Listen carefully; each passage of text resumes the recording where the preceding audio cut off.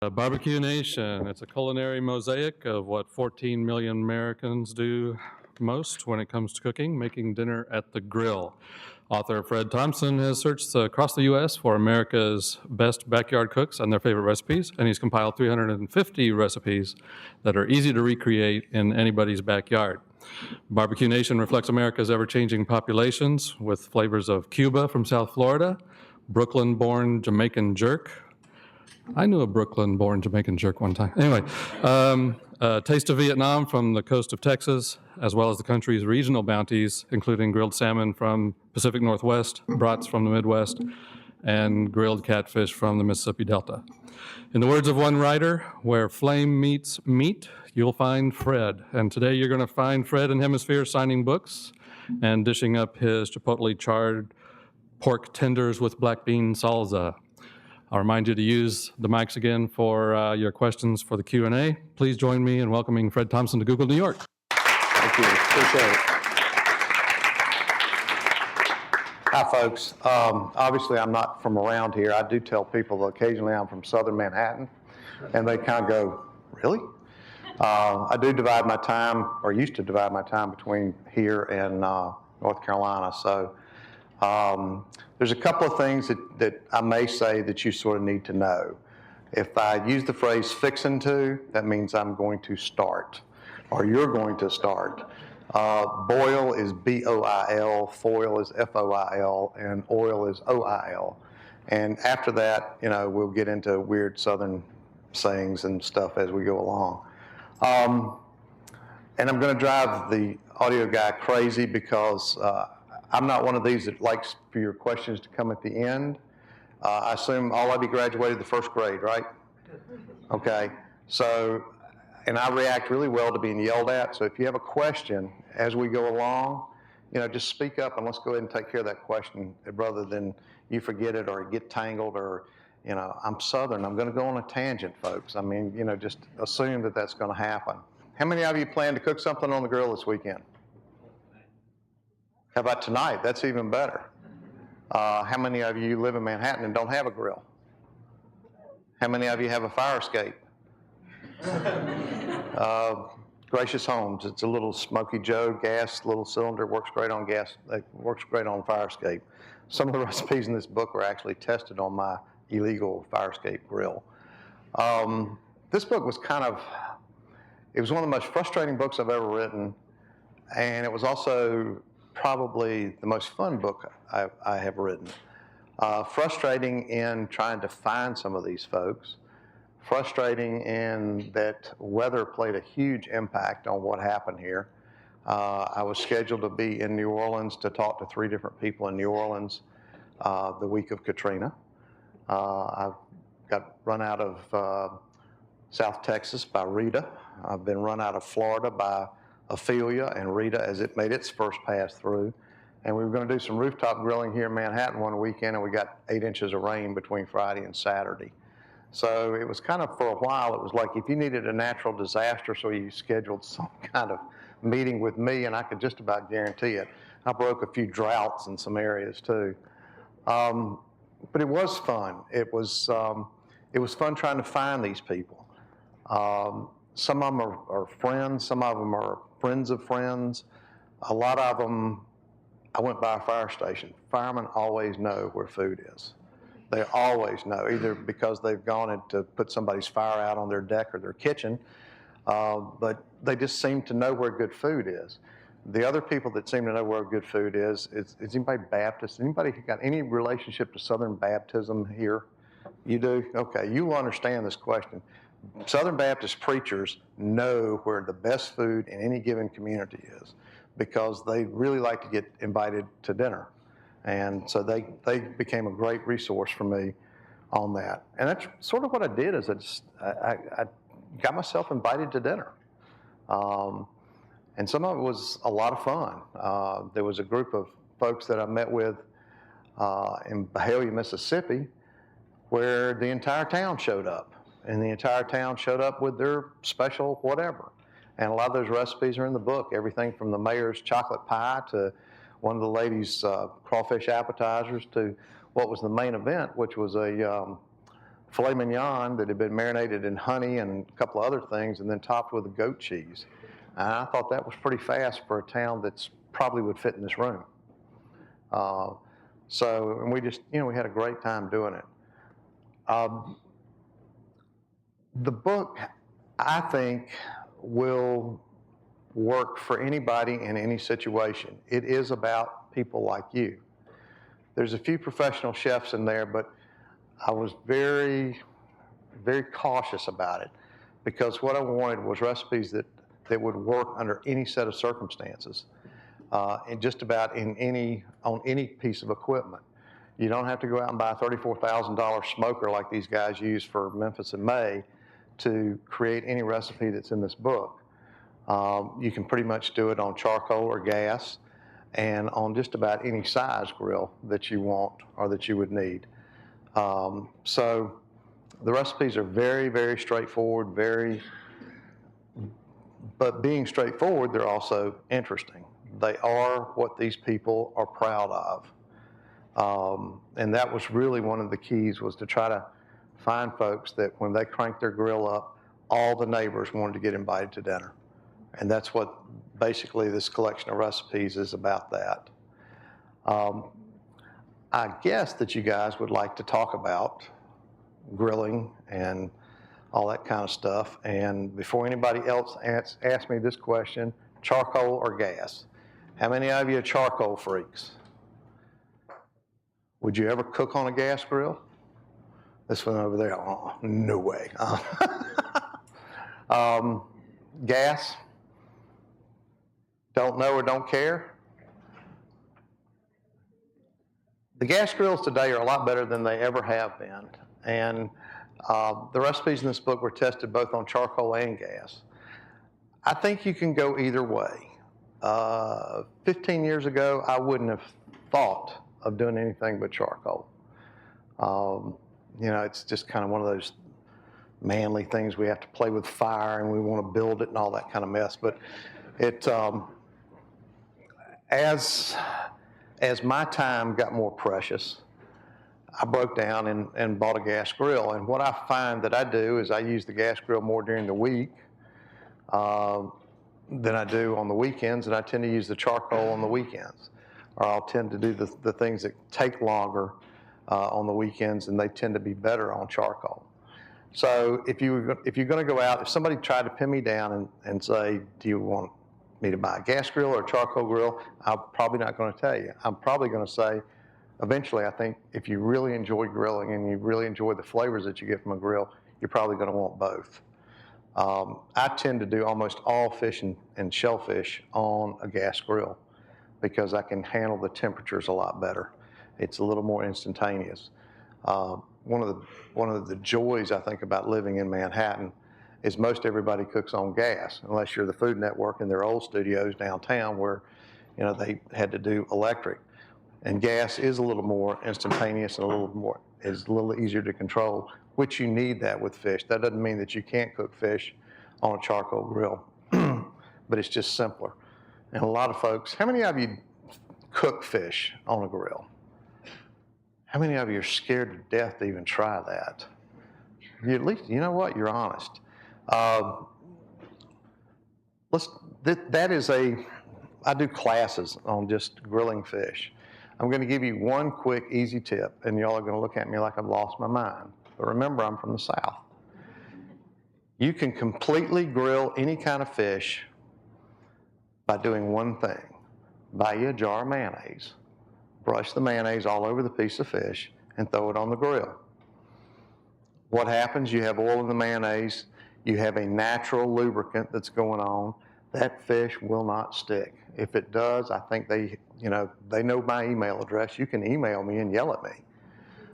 That's what I call the complete idiot's absolute foolproof method of grilling fish.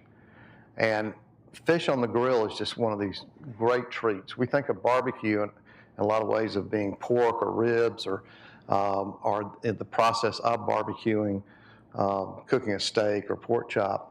But fish and flame is just absolutely wonderful together. And I bet a lot of you order grilled fish when you go out to dinner. And it's something you don't do at home because you're a little about it. But you'll find a whole chapter of fish and shellfish stuff in the book. The mayonnaise trick is not in there, I don't think. I think it's in another book that I wrote, but it's okay, so you get a freebie on that one. But it really does work, and you can put any kind of seasonings that you want to in the mayonnaise and go from there. I guess we should define barbecue. I have taken a lot of flack in the South over the name of this book, because south of the grits line, and the grits line is somewhere around Kentucky, southern Maryland, kind of that area.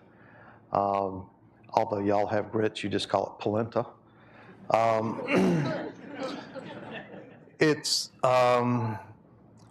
And to tell you the truth, I make grits out of what's called polenta, because if I buy grits at Balducci's, it's like 5 times the price that it is in the South.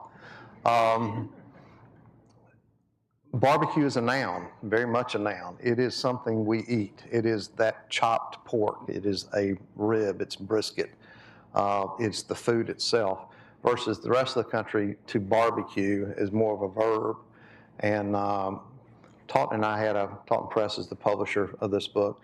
We had some interesting and lively discussions about this. They won, and to tell you the truth, they were right. So, every now and then just the author needs to shut up and listen. And but anyway, it's been a source of amusement to some Southern writers, some friends of mine. So when you look at this and you think of barbecue, I don't want you to think of this is all like you would go to Blue Smoke and eat barbecue.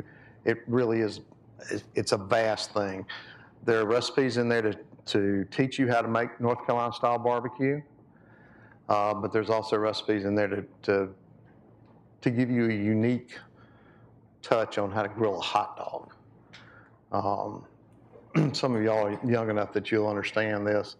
This group of college students I ran into in Birmingham, Alabama, they were all kind of getting X number of dollars from their parents for food, but they really wanted to spend more money on iTunes.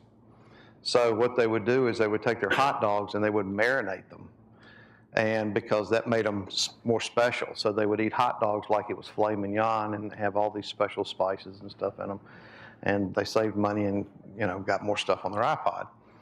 Which brings me to another thing. I will be very grateful, to the point of probably cooking you a dinner, if you can tell me how to get my name on the first page so that I'm not confused with this other Fred Thompson who has the exact same initials that I have, that may or may not be running for president. I really like the way he dodged that bullet on Leno the other night.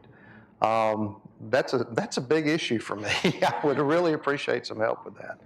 And the other thing that might get you some free cooking is to tell me how to get websites, so that they show up in a Google search and they're not, in those first maybe 5 or 6 pages. Because I have no clue what you guys do. I have no understanding of the magic of Google. You type stuff in and all of a sudden in 2 seconds there's more things that I could ever think about or ever want to know, but boy, am I dependent on Google. And so help this, older guy who doesn't understand. My daughter laughs at me. She's 23, and now she thinks she's out of touch with technology. So, geez, anyway. So that offer's on the table for, whoever wants to take me up on that. What kind of things do you have trouble with on the grill? What kind of things do you want to know about on the grill? What kind of things do you want to know about this book? What kind of things do you want to know about me and how long I've been doing this? I can tell you since I was 4 years old. I've been around whole hog. We do things called pig pickings. And I think around here sometimes they get called pig pullings or something. By the way, there's no such thing as pulled pork in North Carolina. It's chopped. So if you're in North Carolina, and I know a lot of you will be on 95, you'll be going to Florida at some point, and we have a very good highway patrol system through the state of North Carolina, so you need to be very, very careful through there. Don't go to a barbecue joint and ask for pulled pork, because they're going to go, they're not from around here, and there's no telling what you may get. Truly. So anyway, tell me some things that you kind of want to know. And remember, we must go to the microphone. Yes, sir. I feel like we're in a university We had a big symposium. debate this weekend when we were grilling that you have to wait 10 or 15 minutes for your charcoal to, I guess, simmer or whatever. Is that true? How long do you have to wait if you're going to barbecue before you can start throwing stuff on the charcoal grill? Let me ask you something. Were you using we're not done with you. Were you using charcoal briquettes or were you using natural charcoal? Matchlight charcoal briquettes. Okay. Matchlight says on the bag that it takes 10 to 15 minutes. The indication is when the charcoal briquettes are ash gray. Okay. That's when you can start cooking. But also remember, it depends on what you're going to cook. When they're ash gray and you spread them out, you should be able to put your hand over them about this far from the charcoal and go 1 Mississippi, 2 Mississippi. And somewhere right in there is a super high heat, which if you're trying to sear steak or burgers or something like that, it's kind of what you want. But if you want to cook something slower, you kind of get 3 Mississippi is sort of medium heat. 4 Mississippi, you better keep a very close eye on that fire because you're cooking very slowly, but it may go out on you. So with charcoal briquettes, look for ash gray. Okay. Now, can I convince you not to use matchlight? And was there a reason why you used matchlight? Probably safety more than anything else. Safety? Yeah. All right. Now you can sit down. I got a follow up too. Okay. Is there any danger? Press conference time here. Is there? How do you feel about putting tin foil on the grill too? Is that a big no-no in your book or? Well, my bank. Now wait a minute here. Wait a minute. Whoa. This is good. This is good. Who used to work with Ford? Sorry, I used to work on the Reynolds brand, and everyone would say tin, and it would just drive us crazy. So it's aluminum. Aluminum foil. But Sorry. I'm not talking about it in terms of grilling. I'm just talking about it in terms of the actual.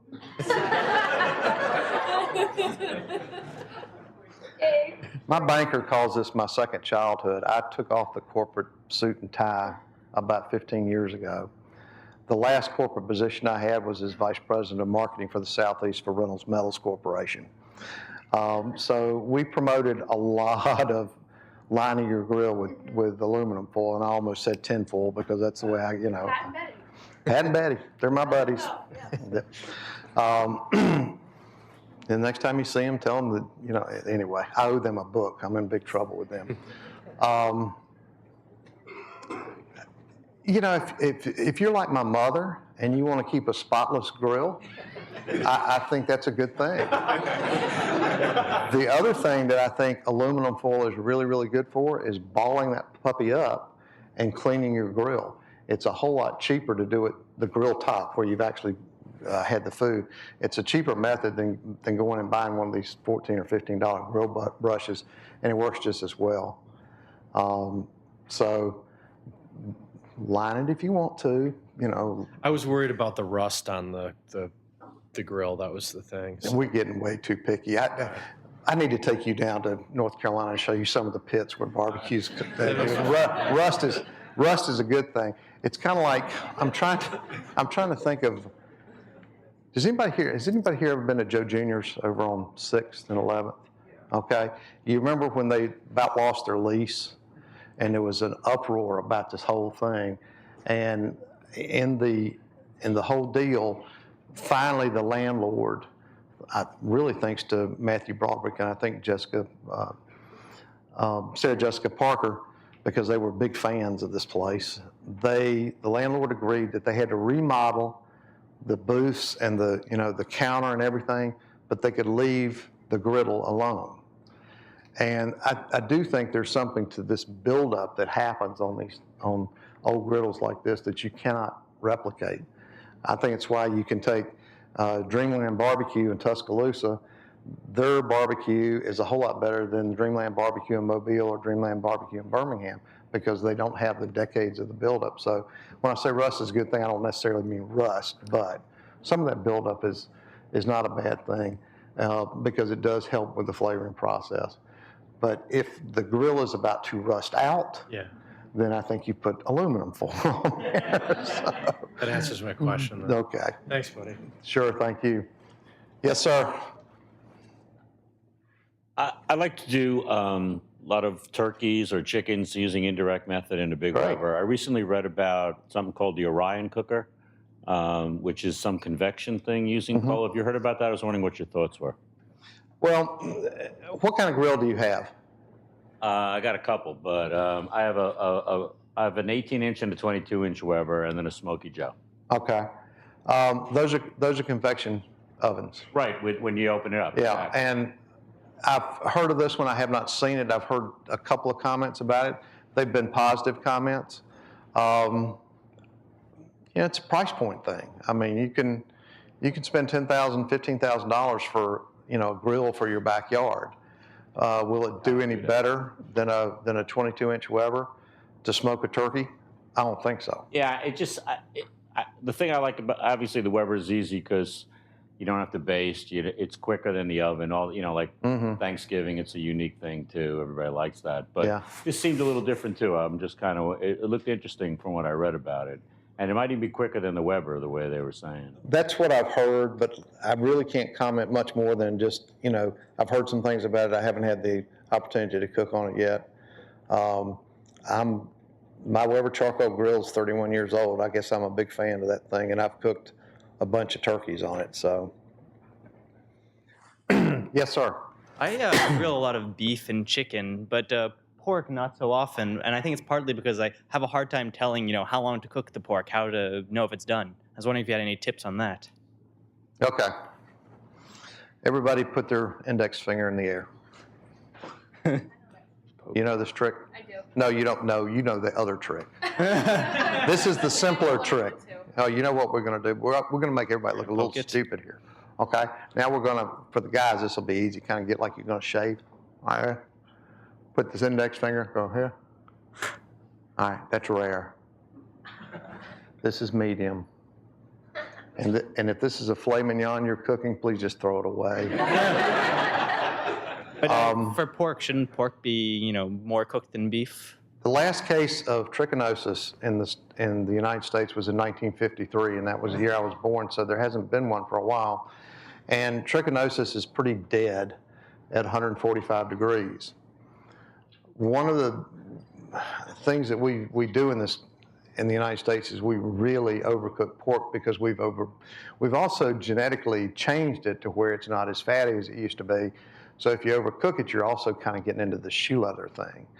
And if you're like a pork loin or a pork tenderloin, or even at 150 to 155 degrees, I think even your mom will eat it, even though she doesn't want to see any pink inside pork. But it'll be a much juicier, piece of meat. You talking about pork chops, or are you talking about bigger things, or are you actually talking about a pork shoulder?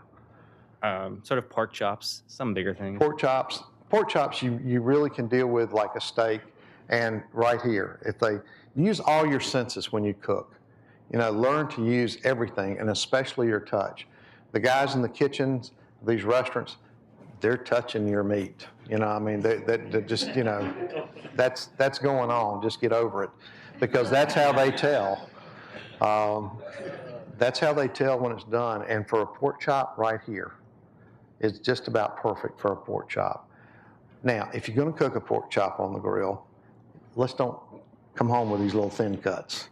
Let's get something that's about an inch. And the other thing, we were talking about the 1 Mississippi, 2 Mississippi. Get your fire to about a 2 Mississippi, 3 Mississippi. Pork doesn't like high heat. If you ever go to a restaurant and you get ribs and there's like that much bone showing on it, they've been cooked over too high heat. That's called a shiner in the trade, and that's not a good thing. A little bit of bone is a good thing, but a large portion of bone is not what you want. So when you are cooking pork, think about cooking it at a little slower rate than you would a steak or a hamburger or something like that. Did that take care of that question? Yeah. Okay.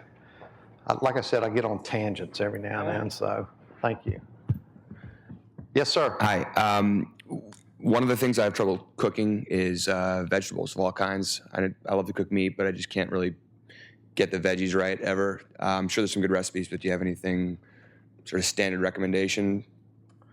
I'm dating somebody right now whose daughter is a vegetarian. I've had to learn about cooking vegetables on the grill. It was sort of survival. And there are a lot of vegetarian and vegetable recipes in the book. What kind of are you talking about? Squash, onions? Tell me, give me a little Talking more. like peppers, portobellos, onions, Okay. and like zucchini and squash. All right. Portobellos are great on the grill. I mean, even if you are the biggest carnivore in the world, a portobello is just absolutely wonderful on the grill. And the simplest thing to do with a portobello is make sure you get the little thing on the middle of it off. Some people like to peel portobellos. You know, I don't own Restaurant Danielle, so I don't peel them. I kind of leave them there. Some folks actually like to take a spoon and kind of drag it around and get some of the gills out of them. That's the stuff on the other side. I don't think you need to necessarily mess around doing that. But what really is great on portobellos is to get you a good olive oil and a good balsamic vinegar and a thing of herbs de Provence. Herbs de Provence is the original rub, the original barbecue rub, as far as I'm concerned. And let those portobellos marinate in some olive oil and some balsamic and a little herbs de Provence for about an hour, and then cook it exactly the way you would a steak, over high heat. And here again, believe it or not, you can kind of tell when they're sort of like this, they're done. And take them off. And they also are kind of like meat. They like to rest a little bit. Peppers,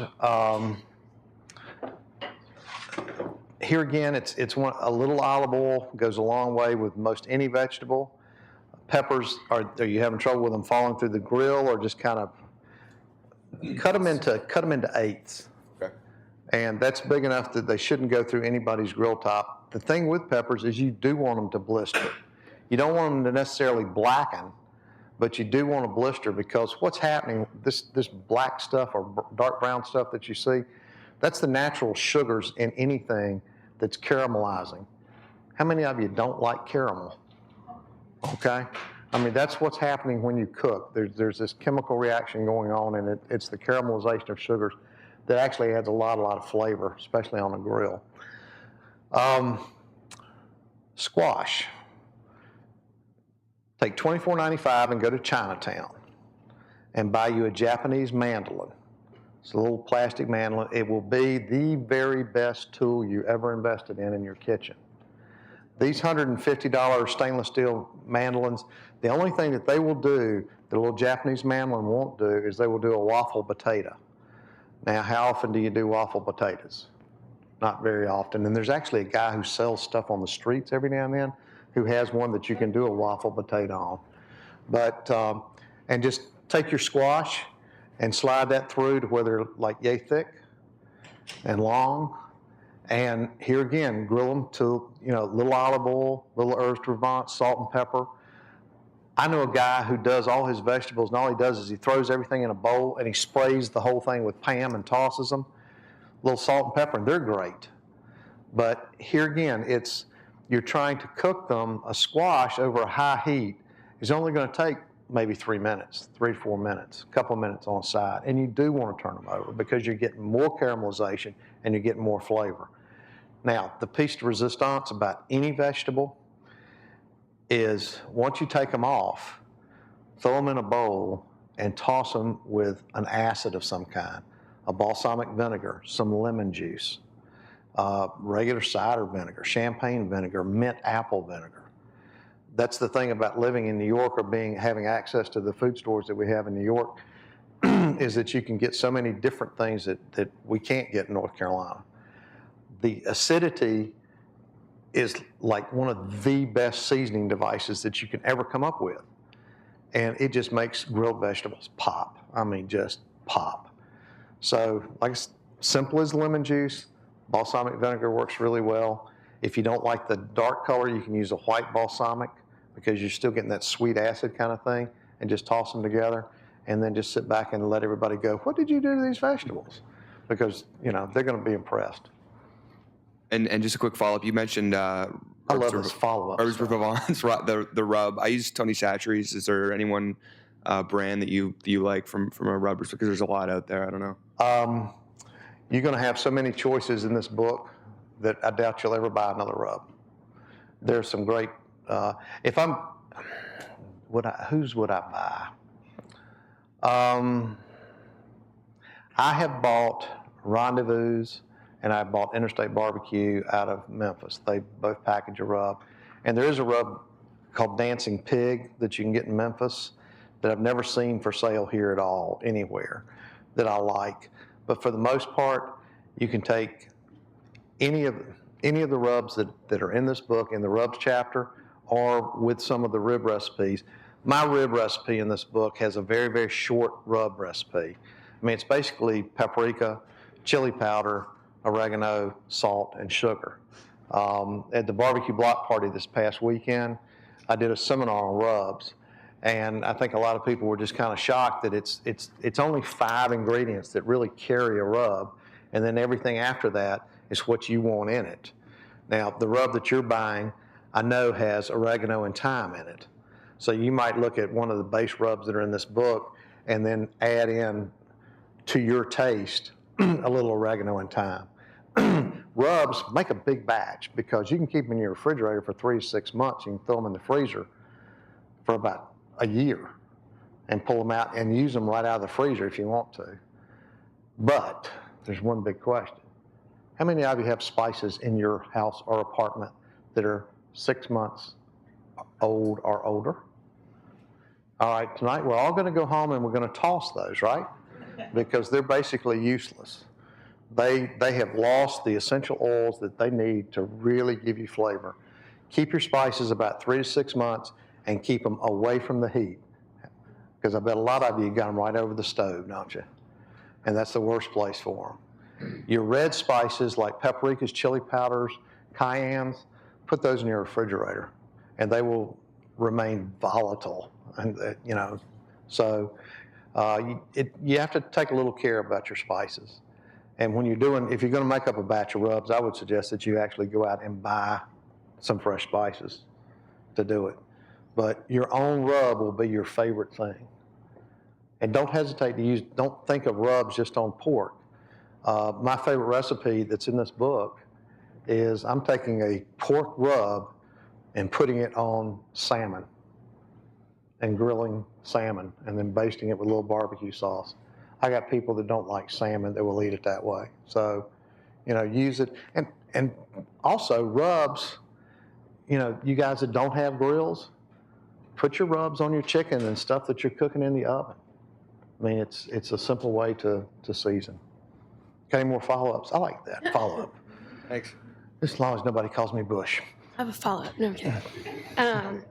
Okay, well, first of all, I'm so happy to meet you because way prior to Google, I actually worked at a barbecue company in Atlanta called Low Country Barbecue. Mm-hmm. But they were known for their vinegar-based sauce. So I wanted to know if you preferred the vinegar-based sauce or the tomato-based sauce.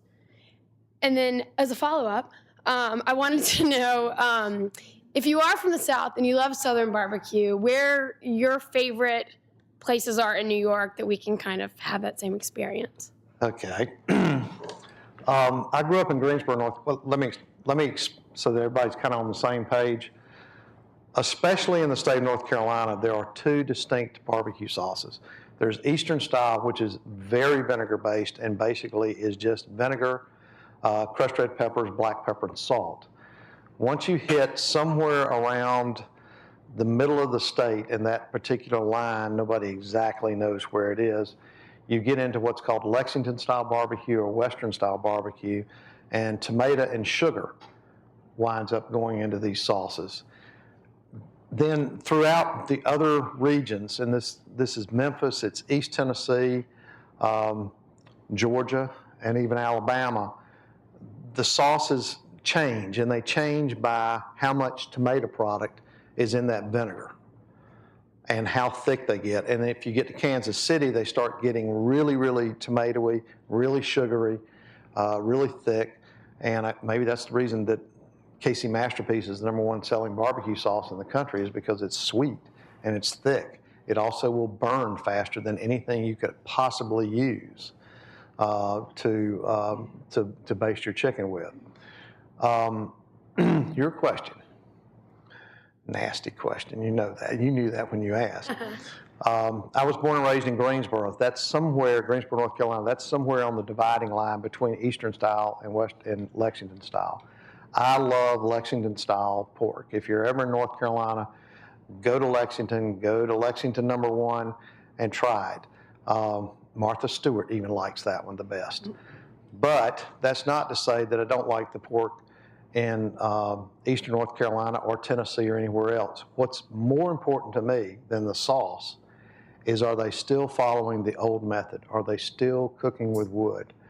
And only about 15 to 20% of the barbecue joints in the South anymore are using wood and charcoal to cook their pork products. The other difference between these two regions in North Carolina is Eastern North Carolina is always whole hog. They do the whole hog, kind of like Mitchell's did at the block party and chop everything up. And in the western part of the state, they just do shoulders and butts. So the meat's a little different, and it takes the smoke a little different. But if you don't see a wood pile, then find another barbecue restaurant. And whether you're in North Carolina or anywhere else in barbecue land. The other part of that question was? The follow-up was, if you wanted to kind of have that same Southern experience in New York, where would you go? Because haven't really explored it enough, and I was just curious since you spend time in both. When you go to Blue Smoke, and I imagine that's where most of you have kind of gone at this point, here's what I get at Blue Smoke, okay? I'll give you the rundown. I ordered deviled eggs, the Texas smoked sausage appetizer, banana cream pie, and a mint julep. That ought to tell you a little something right there. And I think the world of Danny Meyer, and I think the world of Kenny. There are days that his pulled pork is better than others. They're still learning, and they will still admit that. The most consistent thing, I think, at Blue Smoke is their smoked chicken, which I think is really good. Hill Country, which just opened, I wouldn't bother going there for about another 6 months. They're still trying to work out things. Their sides, I think they have really good potential on their sides. They're still a little salty right now. The brisket is pretty decent brisket, but let them sit for 6 months. I have not been to Paul Kirk's place since he opened. Now, I used to go to Pearson's, and when it was in Long Island City when I first moved here, and I always laughed at the fact that they put, chopped pork on a Portuguese roll, because we use cheap white buns. I mean, it's kind of like, think of a hamburger bun that's like Wonder Bread. I mean, that's sort of, the way it should be done. So probably right now, I would say the Blue Smoke is still the best. If you want to do it, I would ask them to not to sauce. If you're going to get chopped pork, I would ask them not to sauce it, and you sauce it. I've been there with a couple of chefs around James Beard Award time, and what we would do is we would ask for the pork not to be sauced in a separate bowl. And we would take the vinegar that was on the table and the sauces that were on the table and make our own sauce. Nice. And I still think that's probably the best way to do it. But God, I forgot about Daisy Mays. And Dinosaur. Dinosaur, well, now you're asking me about Southern, okay? Yeah, I haven't been there, so I was just curious. Dinosaur, yes, from Syracuse. It's an entirely different style, but I think it's a pretty doggone good place, and it's worth the trip uptown to go there. Is it? I'm sure it is. That kind of goes back to what we were talking about rendezvous and all that. Daisy Mays is, their pork barbecue has got that mustard sauce, which is sort of a South Carolina thing. And it's really a small pocket of South Carolina. And that's actually an interesting story, because the guy who started the mustard sauce craze also was the guy who fought the hardest to keep the Confederate flag on top of the state capitol, and basically almost lost his business over his political beliefs. But it's good for what it is. What I love at Daisy Mays is their beef ribs. I just think those Oklahoma-style beef ribs are just absolutely great. And so, yeah, I think Daisy Mays is worth the trip. What? Virgil's? But I haven't been there in a long time. The question was Virgil's, which is over in Times Square, or the theater district. It's been 10 years since I've been in that place, and I really would hate to comment on that at all. Barbecue in New York is changing. I mean, it's obvious. It's like one of the hottest things going on. I mean, the restaurants that are opening are all barbecue joints. It's still hard to, I guess one of the reasons I lean toward Blue Smoke is because I know that they're actually smoking. I know that Danny Meyer spent a ton of money to have a baffled smoker system that meets the air quality standards for the city of New York, but still does what it's supposed to do as far as the meat's concerned. But one of the big concerns in the South and in the barbecue states in general is that most pitmasters are in their 60s and 70s. It's a hard job. I mean, to do it, if you're doing it with wood, it's a lot of hours, and it's an extremely hard job, and there's not a lot of people that now are following. And it used to be that if your dad was a pitmaster, you were a pitmaster, and it was generational. And that's not happening so much. And there's a lot of folks that own barbecue places in the South that are concerned if they're going to be able to continue at the same level of quality that they have now. So if you ever get tired of Google and you want a lower paying job with worse hours and smell like smoke for the rest of your life, there's somebody that will be glad to train you on this in the South. The other thing about Blue Smoke is both Kenny and Michael, the executive chef of the Union Square Hospitality Group, spent a year in different pits around the country. And so they have seen it, and they have experienced the sweat that goes into it. Did any of you go to the Big Apple barbecue block party 2 years ago? Y'all went, were you there this year? What was your favorite one?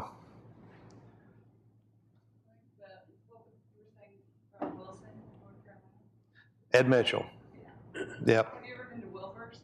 Wilburs is my favorite Eastern North Carolina style. How do you know Wilburs? My mom's from Morehead City. Aha, and you fly into Raleigh and you go down through 70 and you stop at Wilburs. We got this one down. We bring back tons every time. All right, I got a question for you. Have you ever ordered chunks at Wilburs? Now, we're not talking about blowing chunks here, people. Chunks there. I've got Brunswick stew. That's the only thing that will make me different. Okay, the next time you're down through there, and this is going to cost you a couple extra bucks in tip, but tell them you want chunks, and what they do is actually, whether it's the waitress or whether it's the takeout folks, they actually go back to the pit and pull it right off the hog, right off one that's been cooked, and it's to die for. I mean, it's absolutely to die for. I'm scared. I don't do it. You don't have to go, okay? They go, but and they'll know exactly what you mean, and it really is a great way. They actually have a pretty good barbecue chicken too, but it's different. But Ed Mitchell's is as good as anybody's, but I think Wilbur's is the best, absolutely. And so I know that. How many of you have relatives in North Carolina? Oh, that's a small number. I would, normally when I say that, it's at least half because somebody's parents have retired down there somewhere.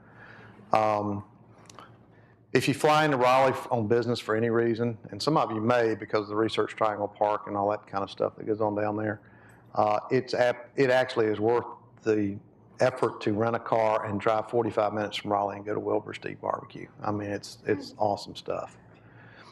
And if Wilbur Shirley's there, he will tell you stories about his political leanings and how they were affected. Big Bill Clinton fan.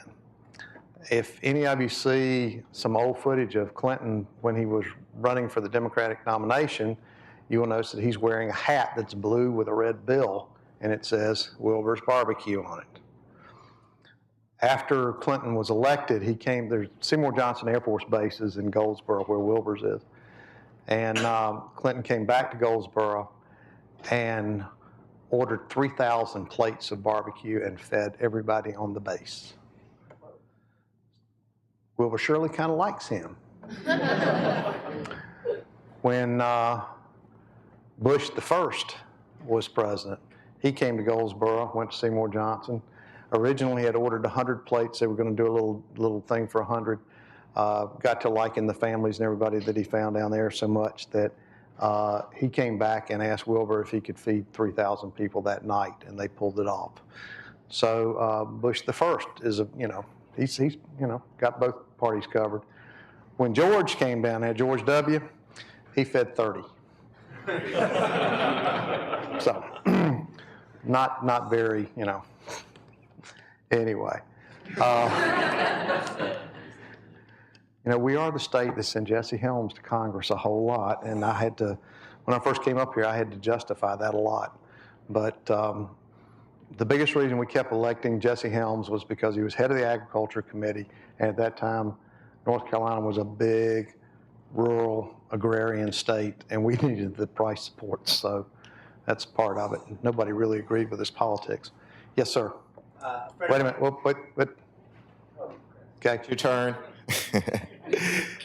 I came in a little bit late, so I apologize if this was covered, but wanted to just get your take on several barbecue sauces. One of the types of sauces that I like to use is Stubbs, so I'm not sure if you're familiar with it. Austin? Yeah, who's not? Yeah, All that's right. good.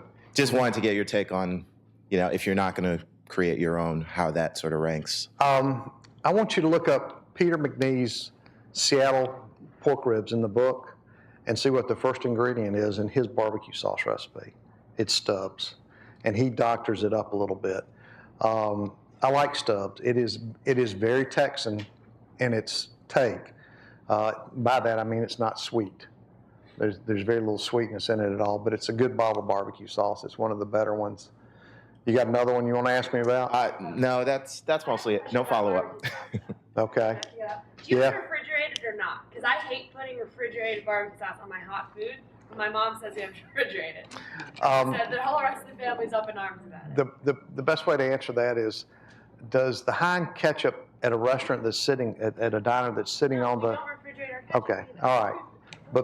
But people do, and the ones that refrigerate their ketchup are always talking about how much better that smaller bottle of Heinz ketchup that's sitting on the diner table is, and it's because it's never been refrigerated. And I think, and make sure that everybody signs a release on the way out, that if you're using your barbecue sauce within a month or 6 weeks, I'm like you. It's like going to the farmer's market and getting a tomato and putting it in the refrigerator. It never tastes as good, right? All right, most barbecue sauces have got tomato product in it. It never tastes as good. Same thing. So the one sauce that I tend to refrigerate is bone-sucking sauce, and that's because I know how that one's made, and there's so little preservatives or anything in that one that I do tend to do it, which is kind of stupid because vinegar acid, is also a preservative. And so typically the ones that have a lot of vinegar in them, usually you definitely don't need to refrigerate. So anyway, do whatever, take your stomach into your own hands. Yes, sir. I'm a big fan of Road Food and the website that comes with it, the Sterns. Do you know them? Do you have any other kind of books or resources like that on finding the Wilburs of the world when we're out traveling? That's one. Here comes the follow-up. The follow-up is a good friend of mine once FedExed me Rendezvous because he's from Memphis, and we always talk about stuff like this. Is there any merit to having Rendezvous ribs FedExed to New York, or is it just? I've been to Rendezvous, and it's obviously better, but is there any? Is that just stupid? Is that marketing, or is it? Well, if it's stupid, I've done it. You've done it, okay. But it was more of a curiosity, and since I now go to Memphis about 4 times a year at least, I tend not to do it.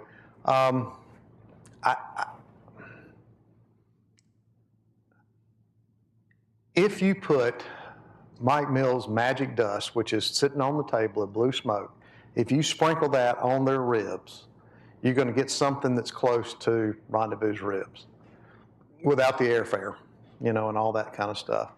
I think you can do it yourself. You know, if you've got a grill, I think you can do it yourself. The other thing that amazes me is Corkys, which is the other one of the other big barbecue joints in Memphis. You know, I don't know how many insomniacs are in here, but they sell 8 million pounds of barbecue on QVC a year. 8 million pounds of barbecue. That's an enormous amount of barbecue. So yeah, I mean, you know, it's you get that bag of popcorn and all that kind of stuff with it if you order it, but I think you can probably find it here just as well. And what was the other part of your question? Any other road food type resources? I have a big issue with the Stearns on Lexington barbecue. Don't go to Jimmy's. They wrote on and on and on about Jimmy's barbecue in Lexington and their column in Gourmet. And I'm friendly with the folks at Gourmet, and I ripped off, this is one of the first time I've ever ripped off a letter to anybody, because Jimmy's 9 out of 10 times is garbage. And I think they hit it on that one time that it's pretty good. There's so many great barbecue restaurants in Lexington that one gives me pause. Chowhound, Egullet. If you guys will tell me how to get this a little higher up in the search engine, I built a website. I know that's nothing to you guys, but to me that was like, www.barbecue-nation.com.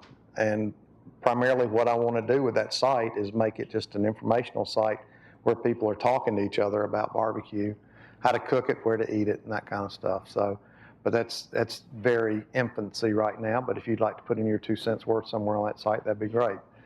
But Chowhound's one of the ones that I tend to go to because it's not necessarily that it's the best site, but it's the numbers are there, so you really kind of get to judge, I think, a little more fairly. I know Magnolia Grill, which is one of the best restaurants in the country. It's based in Durham, North Carolina. James Beard award-winning chef, you know, the whole bit. If you look them up on Chowhound, half of them rip them apart and half of them don't, but there's enough that you can judge for yourself whether or not you want to go there. So I like Chowhound. Well, since I'm up here, and I'll get greedy for a second and we can go. New York does have some pretty good barbecue in terms of Korean barbecue. Do you have any good recommendations there? Anything on 32nd Street. Actually, and I apologize, I cannot remember the name of this place, but there's a little Korean restaurant on 2nd Avenue in the East Village. Do you guys know what I'm talking about? A little hole in the wall. I mean, I love their barbecue and their sweet potato vodka. So, yes, sir. I'll stay here. You know, y'all are the ones that are got to get fed, so I'll stay here as long as you want me to. I'm going salmon fishing next month in Alaska, so I'm going to have limited ingredients. How would you recommend grilling up some salmon? I would make up a rub before I go and take it with me. All right. Look at look at a couple of the rub recipes. Either that, or are you stopping somewhere along the way before you go there? Well, I'm not sure. Okay. I mean, I'm going to be camping, so. Here's a good one, and it'd be easy for you to carry. Tom Douglas, who's one of the great chefs of this country, but has several restaurants in the Seattle area. He makes a line of rubs called Rubs with Love, and he makes a salmon rub, and I'm pretty certain that Balducci's will have it, or Dean and DeLuca. What was the name? It's Rubs with Love. Rubs with Love. And he makes a salmon rub. And, you know, if he's from Seattle, he ought to know. Okay. So I would just pick up one of those and throw it in my suitcase. Great. Thanks. Okay. Any more questions, or do you want to go eat? All right. Thanks, guys. Enjoyed it.